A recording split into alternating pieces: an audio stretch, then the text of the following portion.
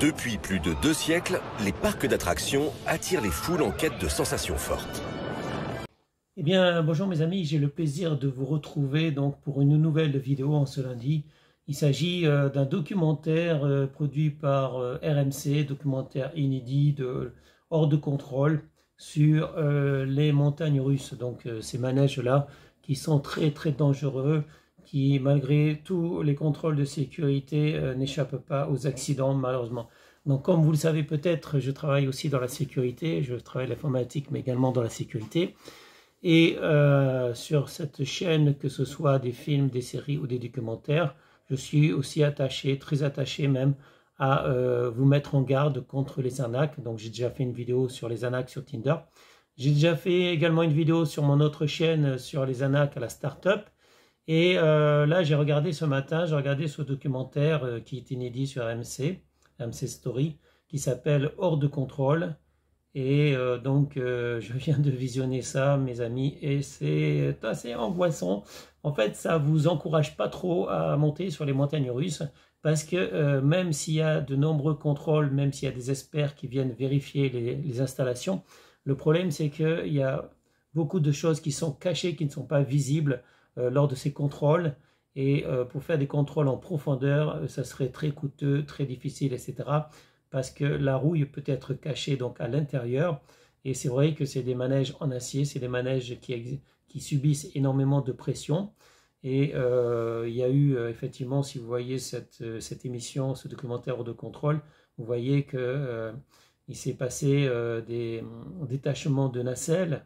Il s'est passé aussi en Belgique, à Walibi, donc une nacelle qui est restée coincée en hauteur. Donc les passagers sont restés coincés en haut, la tête en bas, donc jusqu'à ce qu'on les détache. Dans le documentaire au début, en fait, il montre aux États-Unis effectivement une nacelle qui s'est détachée. Il y a une nacelle qui s'est détachée, qui est sortie par le haut, qui est montée par le haut, alors que l'autre est descendue. Donc elle est montée à plus de 15 mètres par le haut, déjà que, en fait, ils étaient déjà en hauteur. Et malheureusement, un jeune garçon, donc lui, il est mort. La fille, sa copine qui était avec lui, donc elle a eu les côtes cassées, le bassin cassé, enfin disons que son corps était servi d'ailleurs dans l'hôpital, elle ne savait plus ce qui s'était passé en fait. Elle servi à l'hôpital on lui a expliqué, enfin elle a demandé des nouvelles de son petit copain. Son petit copain malheureusement n'était plus là, n'était plus de ce monde. Et elle par contre, donc elle a subi, elle est toujours vivante, mais son état était critique, voilà. Donc tout ça pour vous dire mes amis que je comprends que vous recherchez des sensations fortes et c'est vrai ces manèges à sensations, ces montagnes russes, ces manèges de balancier etc. qui vous envoient en l'air etc. Qui exercent énormément de pression, c'est-à-dire autant de pression que si vous étiez dans un avion de chasse par exemple, donc une pression très très importante avec des G négatifs, des G positifs, des G négatifs, etc. Franchement, c'est très très dangereux, mes amis. Donc, même s'il y a effectivement des experts qui contrôlent, ces experts, même les meilleurs experts n'arrivent pas à tout voir, même s'il existe des appareils aujourd'hui qui permettent de regarder à l'intérieur donc de ces éléments, des matériaux, donc pour voir s'il n'y aurait pas de la rouille, parce que c'était le cas effectivement quand on voit dans le premier manège l'accident qui a eu lieu. C'était un manège qui était en service depuis 20 ans, je crois. Et donc, la rouille n'était pas visible à l'extérieur, mais elle était présente à l'intérieur.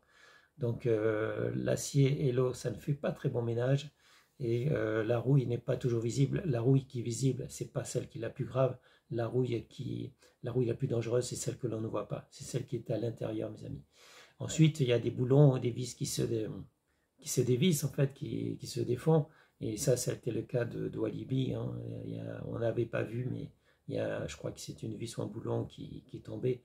Et malheureusement, ces accidents arrivent chaque année. Ces accidents arrivent chaque année à travers le monde. Et il y a toujours des courageux, des téméraires qui montent dans ces manèges. Moi, je voudrais en mettre en garde parce que je sais que quand on est jeune, on n'a peur de rien.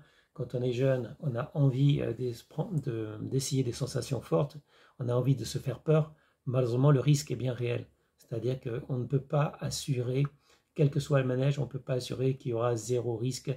Vous comprenez bien que quand on vous projette à une très grande vitesse en l'air, eh bien malheureusement votre corps subit des pressions, le matériel subit également des pressions, le manège subit des pressions, et on ne peut pas assurer que la sécurité, il y a trop d'éléments, même malgré les contrôles, le 100% sécurité n'existe pas. C'est comme quand vous montez dans un avion. Donc moi j'étais militaire à Beutre, et à côté de Bordeaux, et donc j'étais à la SSIS, Service de sécurité incendie et sauvetage, et malheureusement j'ai vu des crashs, j'ai vu pas mal de crashs. Il y a un avion d'ailleurs, bon, les fois les pilotes ils s'éjectent. Malheureusement, même quand le pilote s'éjecte, l'avion il poursuit sa course. Et je me rappelle, j'étais de service quand un avion s'est crashé sur une voiture. Donc il y avait une voiture qui roulait tranquillement avec une jeune femme à l'intérieur. Et je ne sais plus ce que c'était, si c'était un Jaguar, je ne me rappelle plus, un Mirage ou un Jaguar. Il s'est crashé sur la voiture. Donc le pilote s'est éjecté, donc il est sain et sauf, mais son avion a continué la route et a fini la route, donc a fini son vol sur la voiture, sur le toit d'une voiture d'une femme. La sécurité, la SSIS n'a pas pu éteindre le feu parce qu'en fait le kérosène brûle énormément, brûle très bien, malgré les VLEM et les VLEP, les véhicules en mousse et les véhicules en poudre, malgré tous les matériels qu'on avait à l'époque, on ne peut pas éteindre un feu aussi vite que ça.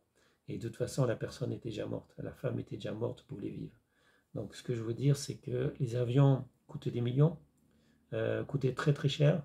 Normalement, la sécurité est au maximum et cela n'empêche pas les accidents.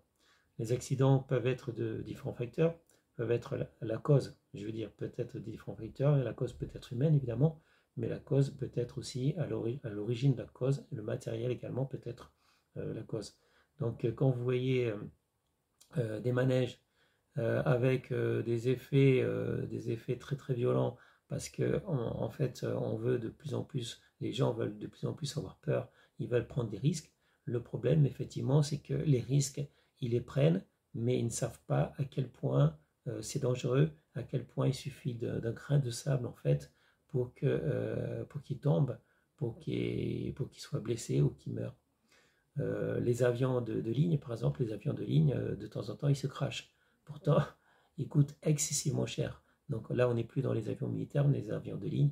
Et vous savez très bien, comme vous et comme moi, que parfois les avions de ligne se crashent.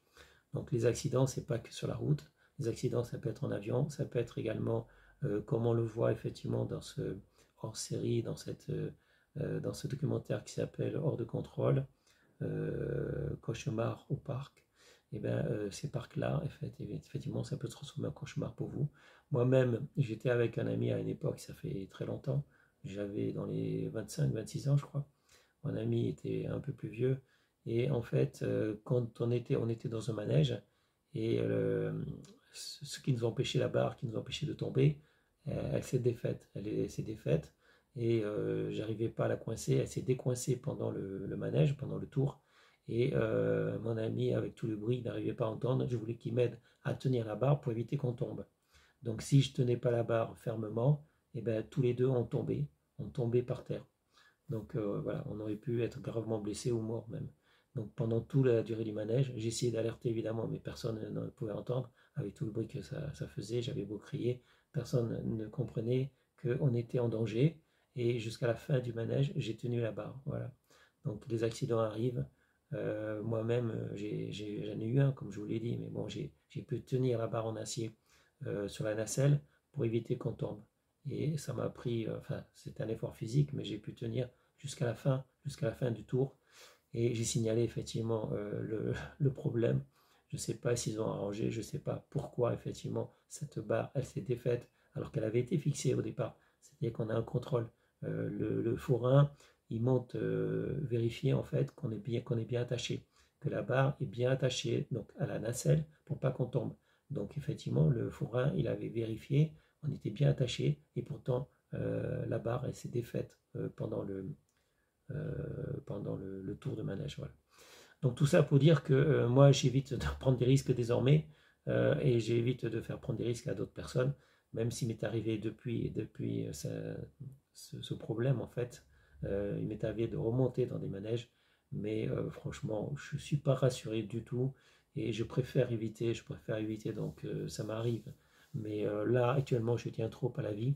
Je pense qu'on est beaucoup plus prudent avec l'âge. Voilà. Je pense qu'avec l'âge, on se méfie un peu plus. On est conscient, on est beaucoup plus conscient de la valeur de la vie et on essaie d'éviter les risques, de prendre trop de risques. Voilà. Mais c'est vrai, quand on est jeune, on est un peu tout fou, on a envie de prendre des risques, on a peur de rien, etc. Donc avec l'âge, effectivement, on a beaucoup plus peur, on a beaucoup plus vu de choses, on a de l'expérience, ce qui fait qu'on se méfie beaucoup plus. Voilà. Bon, ben c'était tout pour cette petite vidéo parce que moi je vais travailler ce soir et j'ai d'autres choses à faire. Il faut que je prépare une soupe de légumes. Donc voilà, je vais faire un peu de sport, préparer une soupe de légumes.